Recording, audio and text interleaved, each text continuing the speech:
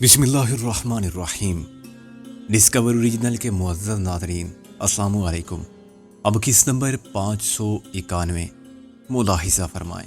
میں نے پہلی بار گل کی آواز سنی۔ میں یہاں کیسے آ گئی بھیا؟ وہ رو رہی تھی اور سخت دہشت زدہ معلوم ہوتی تھی۔ رو مت، جو ہونا تھا ہو گیا، اب میں سب ٹھیک کر لوں گا۔ مہتا نے کہا، میں ابھی ہری چند کو بلاتا ہوں فون کر کے، آخر وہ کس دن کام آئے گا، ایم پی اے کی اولاد۔ دیکھنا وہ کیا کرے گا تجھے اس سال میں دیکھ کر۔ جب وہ میرے سامنے آیا تو مہتا کی حالت واقعی ایسی تھی کہ میں نے اس کی اعلیٰ اداکارانہ صلاحیت کا اعتراف کیا۔ وہ غصے میں آگ بگولا ہو رہا تھا اور بری طرح کانپ رہا تھا۔ فون ملاؤ ابھی اسی وقت، اسے پولیس کو اور پولیس کے محکمے کو بے نقط سناتے ہوئے کہا۔ ہری چند ابھی بات کر لے گا ہوم سیکرٹری سے۔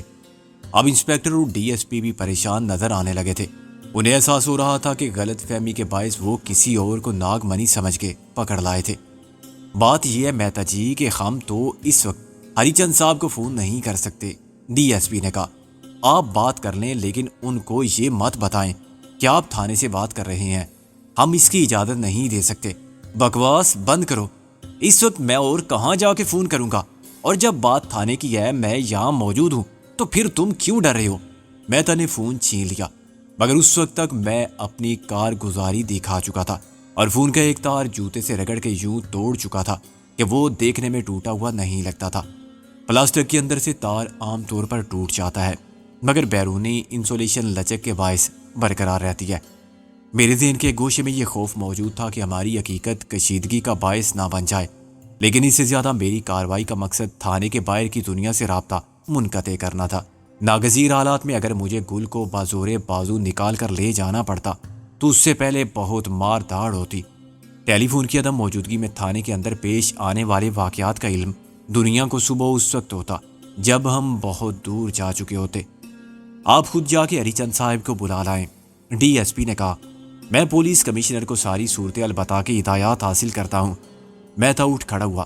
اوکے، تم یہی چاہتے ہو تو یہی سمجھ لو، ہری چند یہاں بھی آ جائے گا۔ تم نمبر ملاؤ پولیس کمشنر کا۔ ڈی ایس پی نے فون اپنے ماتحت انسپیکٹر کے سامنے رکھ دیا۔ فون تو ڈیڈ ہے سر، انسپیکٹر نے یوں کہا جیسے فون کے ڈیڈ ہونے کا ذمہ دار وہ خود ہے۔ چیک کرو کہیں سے لائن تو ڈسکنیکٹ نہیں ہو گئی، ڈی ایس پی نے برہمی سے کہا۔ کسی نے لائن کاٹ نہ دی ہو، سب کو الرٹ کر دو۔ تھانے دار باہر دوڑا، حالانکہ پہلے اسے اندر ہی لائن دیکھنی چاہیے تھی، مگر اسے خیال ہی نہیں آیا کہ کوئی اتنے لوگوں کی موجودگی میں فون کو یوں ڈیڈ کر سکتا ہے کہ کسی کو خبر تک نہ ہو۔ اس کا دھیان باہر گیا اور اس نے چیخ کر حکم دیا کہ پول سے تھانے تک اور آگے کی لائن چیک کی جائے اور کوئی مشکوک حالت میں نظر آئے تو اسے شوٹ کر دیا جائے۔ مشکوک حالت کیا ہوتی ہے؟ یہ پولیس والوں کی لغت میں وہ اصطلاح ہے جس کا مطلب اپنی ضرورت کے مطابق نکالا جا سکتا ہے۔ اس وقت کوئی کتا ٹیلی فون کے کھمبے کا استعمال کرتا نظر آ جاتا تو وہ مشکوک قرار پاتا۔ لائن تو ٹھیک ہے سر، انسپیکٹر نے باہر سے آتے ہوئے کہا۔ ہم اس وقت برآمدے میں کھڑے ہوئے تھے۔ میری گاڑی میں وائرلیس سیٹ ہے، اس کے ذریعے پولیس کمشنر سے رابطہ کرو، ڈی ایس پی بولا۔ یہ تو معاملہ خراب ہوتا جا رہا ہے، مہتا نے کچھ پریشان ہو کر کہا۔ کیوں ہری چند وہ ایک ایم پی ہے، یا اس کا بہت اثر و رسوخ ہے، مگر بات پولیس کمشنر تک پہنچ گئی تو پھر وہ بھی بے بس ہو جائے گا۔ پولیس کمشنر براہ راست ہوم سیکرٹری یا وزیر داخلہ سے بات کر کے ہری چند کی بات ماننے سے انکار کر سکتا ہے۔ یہ کسی عام مجرم کا معاملہ نہیں ہے۔ مصیبت یہ ہے کہ اس نے پہلے ہی اعتراف بھی کر لیا ہے کہ وہ ناگ منی ہے۔ پھر جلدی بولو کیا کرنا ہے؟ میں کیا بتاؤں؟ کہو تو ہری چند کو جگاتے ہیں، مہتا نے تذبذب اور تامل کے ساتھ کہا۔ تمہیں یقین ہے کہ وہ تمہیں مایوس نہیں کرے گا اور فوراً اٹھ کر چل پڑے گا تمہارے ساتھ؟ پتہ نہیں، اب وہ پہلے والا ہری چند تو ہے نہیں۔ ووٹ آدمی کو بدل دیتا ہے، مگر کوشش کرنے میں کیا جاتا ہے ہمارا؟ مہتا نے کہا۔ نہیں، ایسی کوشش سے کچھ حاصل نہیں جس کی کامیابی پہلے سے غیر یقینی ہو، میں نے کہا۔ پھر اور تو کوئی صورت نہیں ہے، بہت ہی آزمودہ طریقہ ہے، میں نے کہا۔ جب سیدھی انگلیوں سے گھی نہیں نکلتا تو ٹیڑھی انگلیوں سے نکلتا ہے۔ کیا مطلب؟ وہ گھبرا کے بولا۔ مطلب تم خود سمجھ لو، بس خاموشی سے دیکھتے رہو کہ ہم کیا کرتے ہیں، میں نے کہا۔ کچھ دور تھانے کی دیوار کے ساتھ کھڑی ہوئی کار میں سے نازو اور غالب کی نظر ہم پر تھی، اور میں ان کے دلی اضطراب کا بخوبی اندازہ کر سکتا تھا کہ شاید ہمیں برآمدے میں بے مقصد کھڑا ہوا دیکھ کے نازو ہمارے مشن کی ناکامی کا اندازہ کر چکی ہو۔ وہ اتر کے نہیں آ سکتی تھی اور اتنے فاصلے سے بات بھی نہیں کر سکتی تھی۔ اس نے ایک ہاتھ کار کی کھڑکی سے نکالا اور 2 انگلیوں سے انگریزی حرف وی کا نشان بنایا۔ نازک ہاتھ اندر غائب ہو گیا۔ یہ ایک سوال تھا کہ کیا تم مقصد میں کامیاب رہے؟ میں نے سوال سمجھ لیا اور جواب میں ایک انگوٹھا دکھایا جس کا یہ مطلب نکالا جا سکتا تھا کہ ٹھینگا، کامیابی ہوئی۔ انسپیکٹر پھر باہر آیا۔ ڈی ایس پی صاحب پوچھ رہے ہیں کہ آپ لوگ وقت کیوں ضائع کر رہے ہیں؟ میں نے کہا ہم مشورہ کر رہے ہیں۔ ڈی ایس پی صاحب نے بھی مشورہ کر لیا ہے۔ انسپیکٹر نے طنز امیز تمسخر انداز میں کہا پولیس کمشنر صاحب سے۔ اور انہوں نے کیا فرمایا ہے؟ میں نے بھی انسپیکٹر کے ہی لہجے میں کہا انہوں نے کہا ہے کہ گورنر بھی آ جائے تو پوری تصدیق اور تفتیش کیے بغیر ناگ منی کو نہ چھوڑا جائے، اور اگر ہمیں یقین ہے کہ وہ کوئی اور نہیں تو صبح اسے بمبئی بھیج دیا جائے۔ اس کے لیے علاقے کی ساری نفری گاڑ لی جائے۔ میں نے کہا اچھا جناب، پھر ہم بھی صبح تک انتظار کرتے ہیں۔ مہتا نے کہا صبح ہری چاند بھی ساتھ چلے گا۔ تم لوگ معاملے کو آگے بڑھانا چاہتے ہو تو ٹھیک ہے۔ بہتر تھا کہ یہ بات یہیں ختم ہو جاتی، بعد میں مت کہنا کہ تمہیں صاحب نے مروا دیا۔ ہم پھر اندر گئے اور اسی اعتماد کے ساتھ بیٹھ گئے۔ ہم نے اپنی صورت یا رویے سے شکست خوردگی یا مایوسی کی علامات تک ظاہر نہیں ہونے دی۔ ڈی ایس پی مسکرا رہا تھا۔ کیا بات ہے؟ بات کچھ نہیں، مہتا نے کہا تم نے بہت جلدی کی اپنے افسر اعلیٰ سے احکامات حاصل کرنے میں۔ ظاہر اس وقت ہری چند بھی تمہیں قائل نہیں کر سکتا۔ اب تو جو ہوگا صبح ہوگا اور بمبئی جا کے ہوگا۔ مہتا کی بات جاری ہی تھی کہ میں نے ریوالور نکال لیا۔ بمبئی بہت دور ہے اور صبح بھی بہت دور ہے، میں نے کہا جلدی اگر ڈی ایس پی صاحب کر سکتے ہیں تو ہم ان سے زیادہ جلد باز ہیں۔ ایک لمحے کے لیے انسپیکٹر اور ڈی ایس پی کو بے یقینی نے دم بخود کر دیا۔ میری یہ حرکت ان کے لیے اتنی غیر متوقع تھی کہ وہ پلک جھپکانا بھی بھول گئے تھے۔ یہ کیا ہے؟ آخرکار ڈی ایس پی نے کہا یہ ریوالور ہے۔ میں نے اسے مطالعہ کیا، بالکل ویسا ہی جیسا تمہاری جیب میں ہوگا یا تمہارے انسپیکٹر نے اپنی کمر سے باندھ رکھا ہے۔ اس کے اندر گولیاں بھی ویسی ہی ہیں، اور اگر یہ کسی کے دل یا جگر میں اتر جائیں تو وہ ڈائریکٹ پرلوک کی فلائٹ پکڑ لیتا ہے۔ مہتا صاحب واٹ از دس؟ آپ جانتے ہیں اس کا انجام؟ ڈی ایس پی نے برہمی سے کہا۔ مہتا کی صورت پر بھی ہوائیں اڑنے لگی تھی۔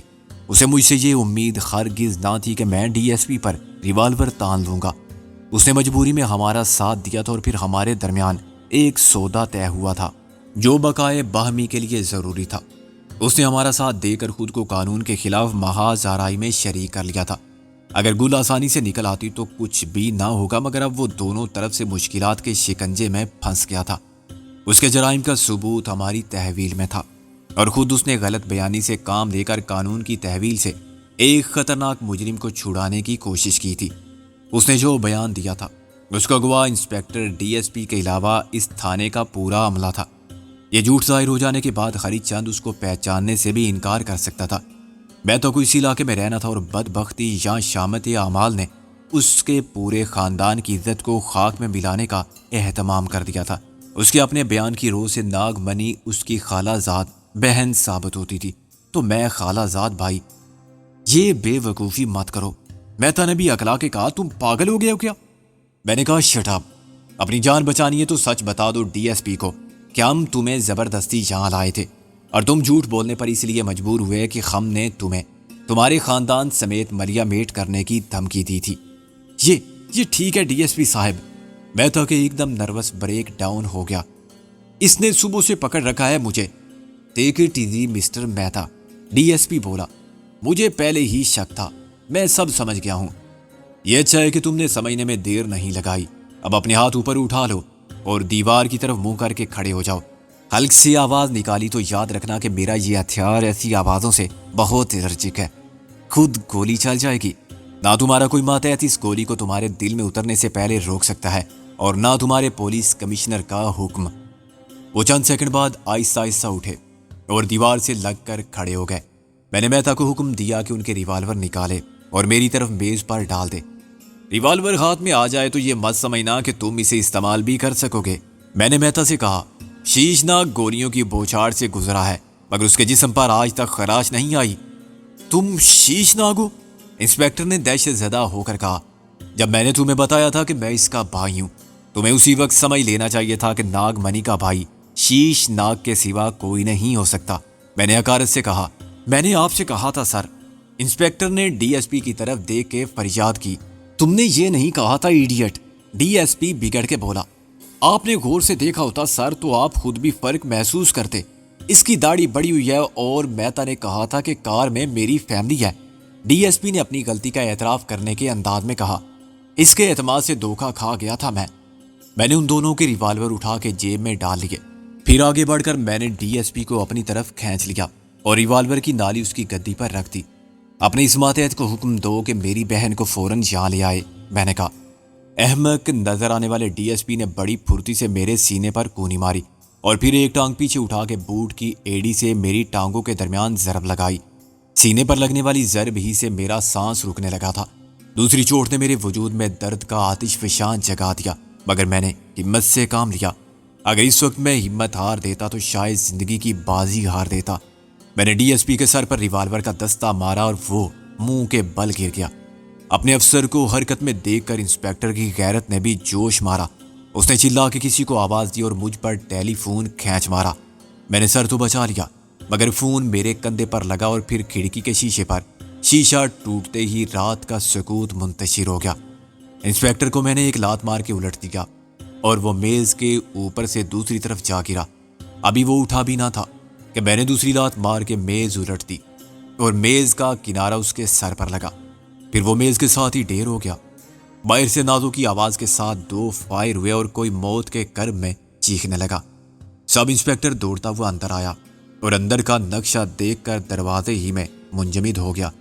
میں نے اسے ریوالور سے اشارہ کیا، اندر آ جاؤ، ہاتھ اوپر رکھنا، مہتا اسے ہتھیار لے لو۔ لرزے برندام مہتا نے حکم کی تعمیل کی۔ میری بہن کو لاؤ۔ میں نے سب انسپیکٹر کو حکم دیا۔ ناگ منی کو چابیاں کس کے پاس ہیں؟ سب انسپیکٹر نے اونٹوں پر زبان پھیر کے انسپیکٹر کی طرف اشارہ کیا۔ اس کی نظریں مجھ پر جمی ہوئی تھیں اور میں اس کی آنکھوں میں وہی دہشت دیکھ رہا تھا جو شیشناگ کے نام سے منسوب تھی۔ اسے ہلاک ہوئے زمانہ گزر چکا تھا، مگر نام کی دہشت زندہ تھی اور میں اس سے پورا فائدہ اٹھا رہا تھا۔ باہر کی صورتحال کے بارے میں مجھے کوئی تشویش نہ تھی۔ غالب اور نازو بآسانی سب سے نمٹ سکتے تھے اور غالباً وہ اپنا کام کر چکے تھے کیونکہ باہر بالکل سکون تھا۔ سب انسپیکٹر نے چابیاں نکالنے کے لیے اپنے افسر کو میز کے نیچے سے نکالا اور اس کی جامہ تلاشی لی۔ چابیوں کے گچھا اس کی پتلون کی بیلٹ کے ساتھ منسلک تھا۔ پھر وہ میرے آگے آگے چلنے لگا۔ تھانے کی عمارت 3 کمروں اور ایک برآمدے پر مشتمل تھی۔ برآمدہ پچھلے حصے میں تھا جس کو سلاخیں لگا کے حوالات میں تبدیل کر دیا گیا تھا۔ 2 کمروں میں دفتر قائم تھے۔ بہت سی چارپائیاں پڑی ہوئی تھیں اور وہاں دن میں ڈیوٹی دینے والے عملے کے 2 افراد سوئے پڑے تھے۔ حوالات میں اندھیرا تھا اور بدبو تھی۔ گل اس کے فرش پر بڑی قابل رحم حالت میں پڑی ہوئی تھی۔ سب انسپیکٹر نے بلب جلایا تو اس نے آنکھیں کھول کے مجھے دیکھا اور ایک چیخ مار کے اٹھ بیٹھی۔ اس کے ہاتھوں میں ہتھکڑیاں اور پیروں میں بیڑیاں تھیں اور اس کا چہرہ سوجا ہوا تھا اور آنکھوں کے نیچے گہرے نیل پڑے ہوئے تھے۔ تفتیش کرنے والوں نے اپنی فطرت کی درندگی، بے حیائی کا بھرپور مظاہرہ کرتے ہوئے اس کے لباس کو بھی تار تار کر دیا تھا۔ میں آج تک یہ سمجھنے سے قاصر ہوں کہ پولیس کے محکمے میں جانے والوں میں یہ تبدیلی آخر کیوں آ جاتی ہے اور کیسے؟ اس لیے کہ پہلے وہ ہمارے اور آپ جیسے عام لوگ ہوتے ہیں جو کسی پر ظلم ہوتا دیکھ ہی نہیں سکتے، جن کی نظر میں پرائی بہو بیٹیوں کے لیے احترام ہوتا ہے اور قانون کا خوف۔ پھر آہستہ آہستہ ان کے قلب بدلتے ہیں۔ وہ بے اسی کے ساتھ انسان پر تشدد کے انسانیت سوز حربے آزماتے ہوئے کچھ محسوس نہیں کرتے، شاید اس سے لطف اندوز ہونے لگتے ہیں۔ ہر عورت ان کے سامنے فقط وہ مخلوق رہ جاتی ہے جس پر ظلم میں لذت کا عنصر بھی شامل کیا جا سکتا ہے، اور وہ جو قانون کی محافظت کا حلف اٹھاتے ہیں وہی سب سے بڑے قانون شکن ہو جاتے ہیں۔ یک لخت میری آنکھوں میں خون اتر آیا۔ میں نے ASI سے چابی چھین لی اور اسے کئی بار اٹھا کے لوہے کی سلاخوں پر دے مارا۔ میری زبان نے اسے جو گالیاں دی وہ میری آتش غضب کی صرف چنگاریاں تھیں۔ اصل آگ تو شاید گل پر یہ تشدد روا رکھنے والوں کا خون بھی نہیں بجھا سکتی تھی۔ تمہارا وہ افسر، ذلیل کتا، بے ضمیر شیطان، اس نے کہا تھا کہ ناگ منی نے خود ہی سب کچھ مان لیا ہے، کسی نے اسے ہاتھ بھی نہیں لگایا، وہ پولیس کو دھمکیاں دے رہی تھی۔ انسپیکٹر کی چیخوں سے تھانہ گونجنے لگا۔ میں نے کچھ نہیں کیا، آپ پوچھ لیں، وہ چلانے لگا، مگر میں پاگل ہو گیا تھا۔ میں نے اس کی ایک نہیں سنی، اس کا سر پھٹ گیا اور چہرہ سلاخوں پر لگنے سے مسخ ہو گیا۔ آخرکار وہ گرا تو پھر نہ اٹھا۔ مہتا نے کانپتے ہوئے کہا، چلو دیر مت کرو، یہ مر گیا تو خواہ مخواہ قتل کا الزام آ جائے گا۔ میں نے پھنکارتے ہوئے کہا، میں اسے 10 کتوں کو مار کے بھی سمجھوں گا کہ اپنی بہن کے جسم پر لگے ہوئے ایک زخم کا حساب بھی برابر نہیں ہوا ہے۔ حوالات کا تالا کھول کے میں اندر گیا تو گل مجھ سے زنجیروں سمیت لپٹ گئی۔ اس عقوبت خانے میں فولاد کی بے رحم کھنک کے ساتھ اس کی دیوانگی آمیز استریائی چیخوں نے مجھے بھی رلا دیا۔ بس میری جان، میری بہن، بس میری بہادر بہن، مت رو، مجھے کچھ دیر ہو گئی۔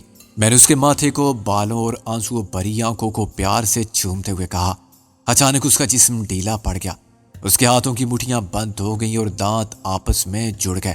میں نے چابیوں کے گچھے میں سے ہتھکڑی کی چابی تلاش کی، اس کے بعد بیڑیوں کو کھولا اور پھر بے ہوش گل کو اٹھا کر باہر لے گیا۔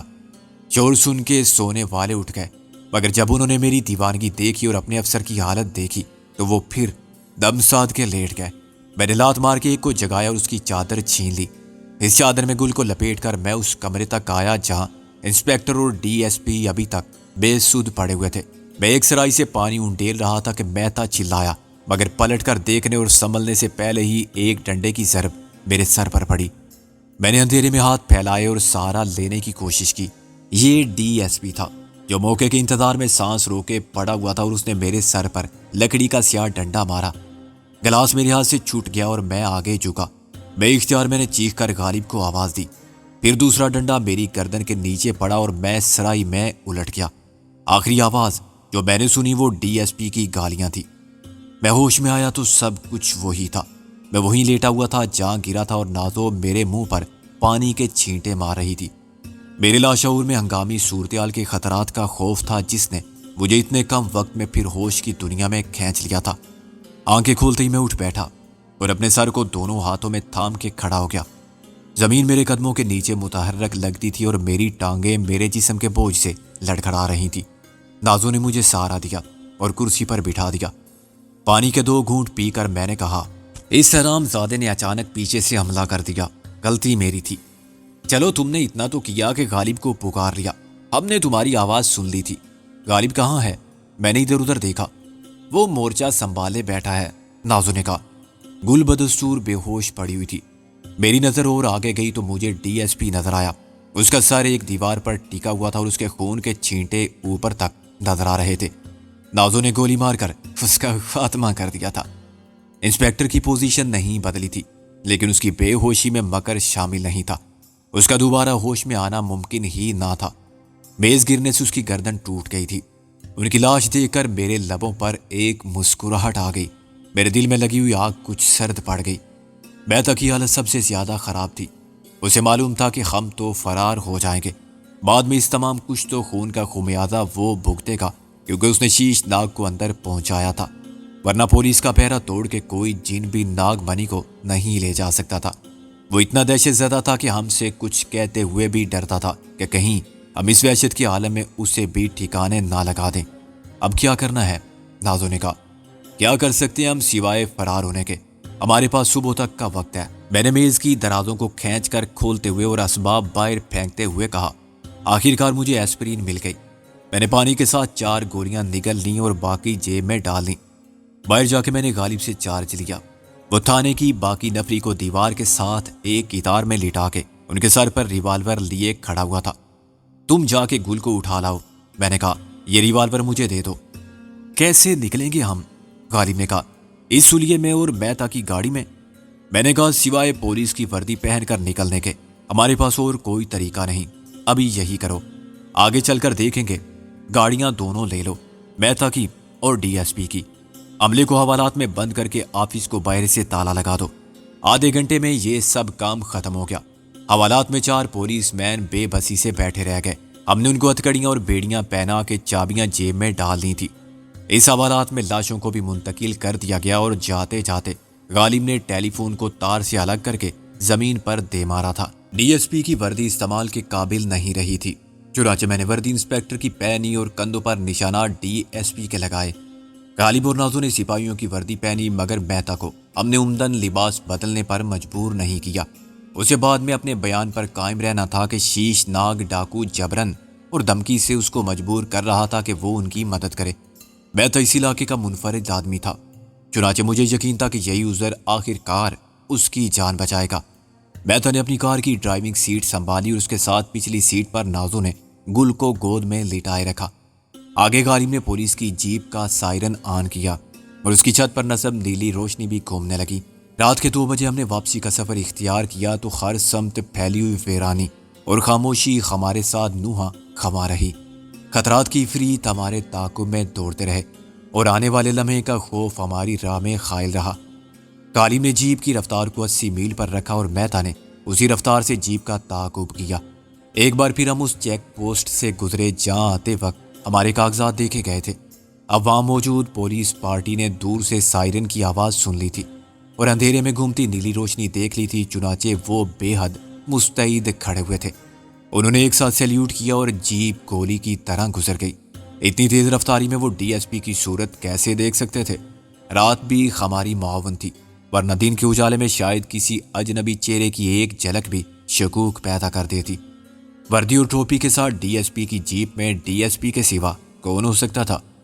مین روڈ پر آ جانے کے بعد میں نے کہا، مرزا جی، اب جلد از جلد اس جیپ اور ان وردیوں سے نجات پانا ضروری ہے۔ غالب نے ایک دم بریک لگائے اور جیپ روک دی۔ اور کوئی حکم؟ وہ نیچے اتر کر بولا۔ مہتا نے بھی گاڑی روک لی تھی۔ میں اور غالب اس کی طرف لپکے تو اس نے دروازہ کھول دیا۔ میں پہلے ہی طے کر چکا تھا کہ مہتا کی گلو خلاصی کے لیے ہمیں کیا کرنا ہوگا۔ اسے نہ کچھ پوچھنے کا موقع ملا اور نہ کچھ کہنے کا۔ میں نے اچانک ریوالور مار کے اس کو ناک آؤٹ کیا اور جیپ میں ڈال دیا۔ اب غالب نے مہتا کی کار کو دوڑانا شروع کیا اور آدھے گھنٹے میں ہم 30-40 میل دور نکل گئے۔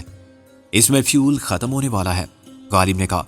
ہونے دو، یہ بڑی نیچرل سی بات ہو گئی کہ ڈاکو مہتا کو مار کے اسی کی گاڑی لے گئے۔ جہاں فیول ختم ہوا وہاں وہ گاڑی بھی چھوڑ دی۔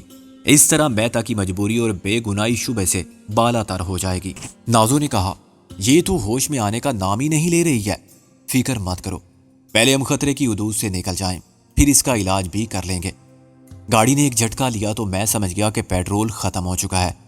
چند قدم کے بعد دوسرا جھٹکا لے کر انجن کھانسنا شروع ہو گیا۔ غالب نے گاڑی کو سڑک سے اتار کر کھڑا کر دیا۔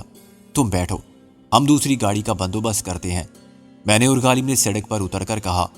ہم نے 2 کاروں کو روکا مگر ان میں عورتیں اور بچے بھی تھے، چنانچہ ہم نے رسمی طور پر کاغذات چیک کیے اور انہیں جانے دیا۔ تیسرا شامت کا مارا تنہا تھا۔ ہم نے گاڑی روک کے اس سے کاغذات طلب کیے تو وہ اکڑ گیا۔ میں ڈاکٹر ہوں، اس وقت تم ایک ڈرائیور ہو، میں نے کہا۔ ڈرائیونگ کے لیے بھی لائسنس ہونا چاہیے، جیسے میڈیکل پریکٹس کے لیے۔ اس نے گاڑی کے کاغذات پہلے ہی پیش کر دیے تھے جو بالکل ٹھیک تھے، مگر ڈرائیونگ لائسنس کے معاملے میں وہ مار کھا گیا۔ دیکھو، دراصل میں جلدی میں گھر سے نکلا تھا، ایک مریض کو دیکھنے گیا تھا، اس لیے لائسنس ساتھ لینا بھول گیا تھا۔ اب مریض کو دیکھ کر واپس گھر جا رہے ہو؟ ہاں، ڈاکٹر نے کہا۔ پھر ہم ساتھ چلتے ہیں، گھر پر تو ہوگا نا لائسنس؟ میں نے دروازہ کھول کے ساتھ بیٹھتے ہوئے کہا۔ واٹ نانسنس، وہ چراغ پا ہو کے بولا۔ تم چالان کر سکتے ہو میرا، گیٹ آؤٹ۔ مگر گیٹ آؤٹ ہونے کی بجائے غالب بھی پیچھے بیٹھ گیا۔ گاڑی چلاؤ، میں نے گرا کر کہا، اور چلو تھانے۔ وہ ایک دم گھبرا گیا۔ اس نے میری طرف دیکھا اور بولا، بلا وجہ معمولی سی بات کو بڑھانے کا فائدہ؟ یہ لو۔ اس نے جیب میں سے پرس نکالا۔ میں نے پولیس والوں کی طرح بے شرمی سے خوشی کا اظہار کیا۔ ہاں، یہ ہو سکتا ہے کہ معاملہ آپس میں طے ہو جائے، لیکن یہاں نہیں، سڑک پر لوگ دیکھ رہے ہیں۔ وہ حیران ہوا کیونکہ اکا دکا گزرنے والی گاڑیوں کے سوا دیکھنے والا کوئی نہ تھا۔ جیسی مرضی تمہاری، اس نے اترتے ہوئے کہا اور میرے ساتھ سڑک سے کچھ دور چلا گیا۔ لاؤ چابیاں مجھے دو، میں نے ایک جگہ رک کر ہاتھ بڑھایا۔ کیا مطلب؟ مطلب سمجھانے کے لیے میں نے اس کے سر پر ریوالور مارا اور وہ وہیں گر گیا۔ چابی لینے کے بعد مجھے اس کے کپڑوں کا خیال آیا۔ مجھے احمد کی پگڑی محمود کے سر والا محاورہ بھی یاد آیا اور میں نے 10 منٹ میں اس کو ڈی ایس پی بنا کے خود اس کے کپڑے بھی پہن لیے۔ غالب نے اتنی دیر میں گل اور نازو کو ڈاکٹر کی کار میں شفٹ کر دیا تھا۔ میں نے ڈی ایس پی کی وردی والے ڈاکٹر کو مہتا کی کار میں ڈالا اور ڈاکٹر کی کار کو واپس موڑ لیا۔ یہ ہم نے کچھ ٹھیک نہیں کیا، آئندہ یہ ڈاکٹر کبھی رات کے وقت کسی مریض کو دیکھنے کے لیے نہیں جائے گا، میں نے کہا۔ وہ ڈاکٹر نہیں تھا، غالب نے سوچ کر کہا۔ یہ کیسے معلوم ہوا تمہیں؟ ڈاکٹر جب ایمرجنسی میں کسی مریض کو دیکھنے جاتے ہیں تو خالی ہاتھ نہیں جاتے۔ اسٹیتھوسکوپ کے علاوہ ان کے پاس ایک میڈیکل بیگ ہوتا ہے۔ میڈیکل بیگ ہوگا گاڑی میں؟ نہیں، آگے پیچھے کہیں بھی نہیں ہے۔ ڈکی میں تو ہونے سے رہا، غالب نے کہا۔ میرا احساس شرمندگی کچھ کم ہوا، پھر خواہ مخواہ روب جاڑ رہا تھا۔ عموماً ڈاکٹروں اخبار والوں سے پولیس رعایت کرتی ہے، ڈاکٹر ہمیں کبھی رشوت پیش نہ کرتا، غالب بولا اور اس کا کمپارٹمنٹ کھول کے دیکھنے لگا۔ اندر سے بہت کچھ نکلا۔ غالب نے سامنے والی لائٹ جلائی اور کاغذات کو غور سے دیکھنے لگا۔ وہ ایک البم اور ایک نوٹ بک کے صفحات پلٹتا رہا اور سر ہلاتا رہا۔ نوٹ بک میں چند وزٹنگ کارڈ بھی تھے۔ یہ تو کمال کا آدمی تھا بھائی، غالب بولا۔ تم بھی دیکھو، میں گاڑی چلاتے وقت صرف سڑک پر دیکھتا ہوں، تم ویسے ہی بتا دو۔ مجھے دکھاؤ کیا ہے، نازو نے پیچھے سے کہا۔ ہر چیز عورتوں کے دیکھنے کی نہیں ہوتی، آرام سے بیٹھو، غالب نے اسے ڈانٹا اور پھر مجھ سے مخاطب ہو گیا۔ اس ریسرچ کے نتیجے میں جو میں نے ابھی کی ہے، میں اس نتیجے پر پہنچا ہوں کہ وہ ایک بلیک میلر تھا۔ اتنے کم وقت میں ریسرچ مکمل ہو گئی؟ میں نے کہا، اگر تمہیں ایک نوٹ دیا جائے تو تم کتنی دیر میں ریسرچ کر کے بتاؤ گے کہ وہ 100 کا نوٹ ہے یا 50 کا، کس ملک کی کرنسی ہے اور اصلی ہے کہ نقلی؟ غالب نے کہا، البم میں کچھ تصاویر ہیں نام اور تاریخ کے ساتھ، نوٹ بک میں کچھ پتے ہیں، ان میں مجھے وہی نام نظر آئے اور کچھ رقوم کی تفصیلات اور دیگر حوالے۔ میں نے گاڑی کو ناگپور سے پہلے ایک بغلی سڑک پر موڑ دیا۔ سنگ میل سے مجھے اندازہ ہوا کہ ناگپور 20 کلومیٹر کے فاصلے پر ہے۔ اس وقت صبح کے 4 بجے تھے اور ابھی ہمارے اطراف میں رات پوری طرح محیط تھی۔ آخری شب کا چاند نکل آیا تھا، چنانچہ میں ہیڈ لائٹس بجھا کے گاڑی چلاتا رہا۔ سڑک پر تقریباً 5 میل کا فاصلہ طے کرنے کے بعد میں نے ایک بورڈ دیکھا۔ یہ کوئی ڈیری فارم تھا۔ میں نے کار کو کچے راستے پر اتار دیا اور ڈیری فارم کے پیچھے لے گیا۔ پھر میں اور غالب اتر کے واپس گئے اور سامنے سے ڈیری فارم میں داخل ہوئے۔ 3 طرف بھینسوں کے لیے نیچی چھت والے شیڈ بنے ہوئے تھے، چوتھی طرف ایک مکان کے عقبی حصے کی کھڑکیاں تھیں۔ یہ غالباً ڈیری فارم کے مالک یا مینیجر کا گھر تھا۔ دائیں جانب سے ایک گلی سی سامنے والے حصے کی طرف جاتی تھی۔ اندر خاموشی اور تاریکی تھی۔ میں اور غالب چوروں کی طرح گلی سے گزرے جو شاید 5 فٹ چوڑی تھی۔ اس میں لمبائی کے رخ ایک ڈوری بندھی ہوئی تھی جس پر کپڑے دھو کر سوکھنے کے لیے ڈالے گئے تھے۔ میں نے غالب کو روک لیا، پہلے کپڑے بدل لیں یہاں، پھر کسی اور گھر میں جا کے پناہ لیں۔ غالب نے مجھ سے اتفاق کیا، ایسے پولیس کے کپڑوں میں کوئی بھی ہمیں خوش آمدید نہیں کہے گا۔ میں نے اطمینان سے ناز اور گل کے لیے کپڑوں کا انتخاب کیا، ساری، بلاؤز اور پیٹی کوٹ۔ اس علاقے کا عام پہناوا یہی تھا۔ غریب عورتیں چولی گھاگھرا استعمال کرتی تھی، شلوار قمیض کا استعمال نہ ہونے کے برابر تھا۔ میرے لیے تو بس یہ نائٹ سوٹ ملا ہے، میں نے کہا۔ رات کے وقت نائٹ سوٹ ہی پہنا جاتا ہے، سوٹ کہاں ملے گا؟ ہم جس طرح دبے پاؤں گئے تھے اسی طرح واپس نکل آئے۔ بینسوں کے ٹکرانے کے سوا وہاں کوئی آواز نہ تھی۔ اگر کوئی چوکیدار تھا تو رات کے آخری پہر میں کہیں لمبی تان کے سو گیا تھا۔ غالب نے تو نائٹ سوٹ وہیں بدل لیا تھا اور پولیس کی وردی بغل میں دبا کے لے آیا تھا۔ میں نے اسے مشورہ دیا کہ وردیوں کو اس علاقے میں پھینکنا مناسب نہیں، 2-4 کپڑوں کی چوری سے تو کوئی فرق نہیں پڑے گا، مگر اسی جگہ پولیس کی وردیاں بھی پڑی ہوئی ملیں تو ہمارے راستے کی نشاندہی ہو جائے گی۔ جس گاؤں کے ایک تھانے میں ڈی ایس پی سمیت 3 افسروں کا قتل اور شیش ناگ کا اپنی بہن ناگ منی کو چھڑا لے جانا ایسے واقعات نہیں تھے کہ پولیس رسمی کارروائی پر اکتفا کرتی۔ ناگ منی کے پکڑے جانے کی اطلاع بمبئی کے پولیس کمشنر تک پہنچ چکی تھی۔ نازو نے کار کے پیچھے رہ کے ساری باندھی اور ہم اپنا منہ دوسری طرف کیے پرسکون رات کے افق کو دیکھتے رہے اور لمبے لمبے سانس لے کر اپنے اعصاب کے لیے فضا سے سکون کشید کرتے رہے۔ میں نے ایک سگریٹ جلائی مگر وہ مجھے اتنی بد ذائقہ لگی کہ میں نے ایک کش لے کر پھینک دی۔ گل کی بے ہوشی ختم ہونے میں نہیں آ رہی تھی۔ غالب کا خیال تھا کہ اتنا تشدد برداشت کرنے کے بعد یہ بے ہوشی کا وقفہ جسمانی توانائی کی بحالی کے لیے ضروری تھا، اور جیسے ہی ہم کہیں رکنے کے قابل ہوئے، گل کو ہوش میں لانے کے لیے کسی دوا کی نہیں، صرف گرم چائے یا دودھ ہی کافی ہوگا۔ گرم چائے کا نام مت لے بھائی، میں نے کہا اور اپنے ہاتھ پھیلا کے دائیں بائیں گھما کے جسم پر طاری ہونے والی تھکن اور سستی کو دور کرنے کی کوشش کی۔ میں نے بہت تیز گاڑی چلائی تھی اور 2 گھنٹے میں 150 میل کا فاصلہ ضرور طے کیا تھا۔ اب یہ ذمہ داری میں نے غالب کو سونپی۔ 2-4 میل کے بعد یہ گاڑی بھی چھوڑ دیں گے ہم، میں نے کہا، اور اس کے بعد ہم ناگپور کی مضافات میں ہوں گے۔ میں نے کہا ہمارے حق میں یہی بہتر ہے کہ شہر میں داخل ہونے سے گریز کریں، کیا پتہ بعد میں جل گاؤں کے تھانے میں کیا ہو، ممکن ہے کوئی ضرورت کے تحت یہاں گشت کرتا ہوا پہنچا ہو تو اس نے سب کو آزاد کر دیا ہو۔ یہ پولیس کے لیے انتہائی رکت آمیز شکست ہی نہیں، ادائے فرض میں کوتاہی کی ایسی مثال ہے جس پر پولیس کمشنر سب کو برطرف کر دے گا۔ وہ پوری کوشش کریں گے کہ ہمیں پھر پکڑ لیں۔ اب تو یہ ناممکن ہے۔ ناممکن تو کچھ نہیں ہوتا مرزا جی، اگر تقدیر ساتھ چھوڑ دے۔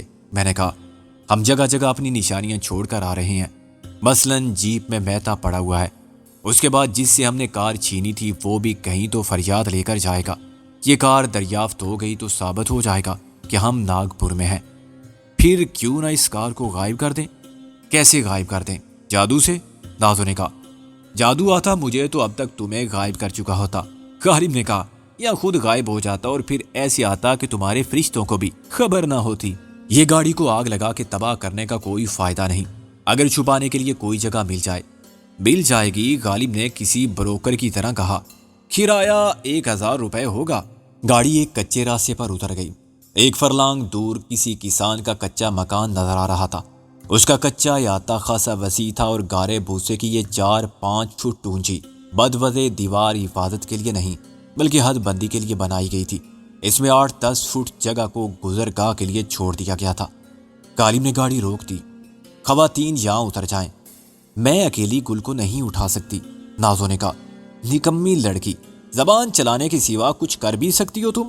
غالب نے نیچے اتر کر کہا، یہ موقع نہیں ہے ورنہ میں بتاتی تمہیں۔ نازو نے کہا کہ اور بہت کچھ کر سکتی ہوں میں نے گل کو کچھ فاصلے پر ایک درخت کے نیچے لٹا دیا۔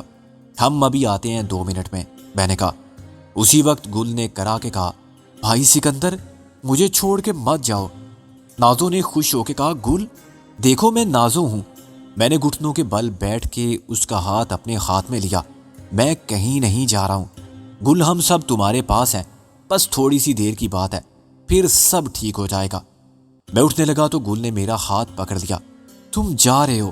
میں نے کہا، نہیں، میں تمہارے پاس ہوں، وہ پھر پکڑ لیں گے مجھے۔ گل کانپنے لگی، یہاں کوئی نہیں آ سکتا، خدا کے لیے کچھ ہمت سے کام لو، میں ابھی آتا ہوں۔ نازو تمہارے پاس ہے۔ مگر تم کہاں جا رہے ہو؟ گل چلائی۔ میں نے اس کے منہ پر ہاتھ رکھ دیا۔ گل، میں چائے لینے جا رہا ہوں تمہارے لیے، وہ دیکھو سامنے ہوٹل ہے، گرم گرم چائے پیو گی تو طبیعت ٹھیک ہو جائے گی تمہاری۔ نہ جانے اس نے اندھیرے میں کیا دیکھا اور کیا سمجھا، لیکن میرا جھوٹ کام کر گیا، وہ خاموش ہو گئی۔ غالب اتنی دیر میں کسان کو بیدار کر چکا تھا۔ صبح کے 4:30 بجے تھے اور وہ سحر خیز دیہاتی ویسے بھی اٹھنے ہی والا تھا۔ گل کی آواز پر وہ سیدھا ہماری طرف آیا۔ اس نے ٹھیٹ دیہاتی لبو لہجے میں مقامی بولی میں کہا، یہ کون عورتیں ہیں بابو صاحب؟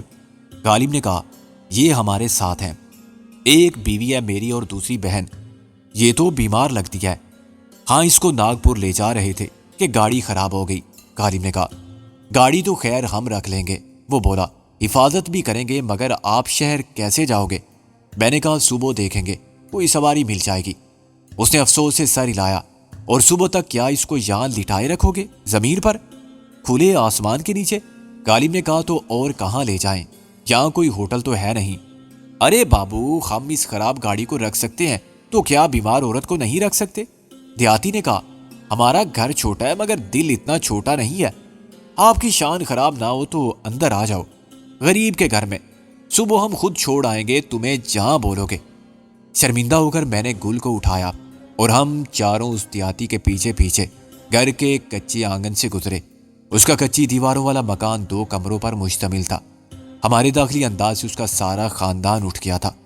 4 ہکا بکا بچے اور ایک بدحواس عورت صبح سے پہلے نمودار ہونے والے مہمانوں کو دیکھ رہے تھے۔ بیلے کچیلے بچے نیم برہنہ تھے۔ عورت جوانی میں بوڑھی ہو گئی تھی اور بکھرے بالوں کے ساتھ پتنی نظر آتی تھی۔ افلاس اور سختی کے حالات کے ساتھ صرف بدصورتی جنم لیتی ہے، خواہ وہ احساس کی ہو، اظہار کی ہو یا وجود کی۔ سب بچے جو ایک کمرے میں خوش گاز کے فرش پر مہے ہوئے خواب تھے، اب دوسرے کمرے میں اکٹھے ہو گئے تھے، اور یہ کمرہ معزز مہمانوں کے لیے وقف کر دیا گیا تھا، جس کی کل کائنات مٹی کا ایک گھڑا اور تاک میں رکھے ہوئے چند برتن تھے۔